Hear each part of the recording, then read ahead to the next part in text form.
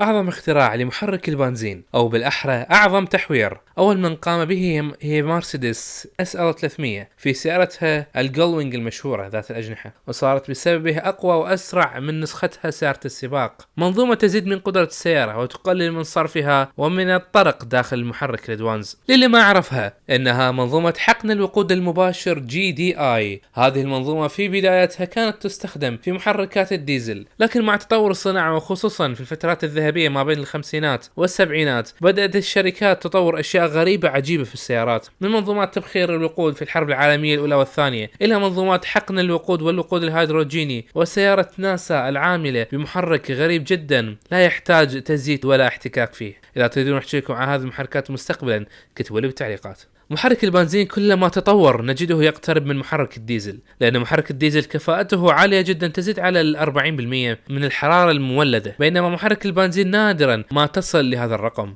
لذا نجد شركات بسبب قوانين البيئة الحديثة والضرائب على صرف الوقود تتجه لبدائل تقلل الصرف وتزيد الكفاءة. فمنظومة GDI منتشرة في السيارات من التسعينات، وكانت رائدتها هي شركة ميتسوبيشي. وطبعا اكو طريقة لتنظيف السيارة التي تعاني من تراكم الأوساخ والكربون على صمامات المحرك، وهي طريقة تنظيف لا يعرفها إلا القليل اليوم بالعراق. هاي الطريقة هي أن تمشي على الطريق السريع وتخلي الجير السيارة يدوي، تختار مثلا النمرة 2 أو 3 وتدوس الرون ما بين 3000 إلى 4000 وتبقيها مستمرة لعدة دقائق. هذا الشيء راح يحرق بقايا الكربون على الصمامات، وأكو من يسوي هاي العملية مع إضافة سائل منظف والسيارة متوقفة، ولكن الأفضل إضافة المنظف والسيارة تتحرك بحسب التعليمات عليه. وهاي الطريقة تنظف الولفات وحتى النوزلات. مميزات منظومة حقن الوقود المباشرة هي: أولا دقة في حقن الوقود، ثانيا تبريد حجرة المحرك، وهذا يؤدي إلى إمكانية زيادة نسبة الانضغاط، وهذا يؤدي إلى زيادة وكفاءة وقدرة وعزم المحرك، وهو أيضا يؤدي إلى إمكانية استخدام وقود بأوكتان أقل. لكن تطوير التصميم لأجل انتقال الانبعاثات وزيادة الكفاءة يحتم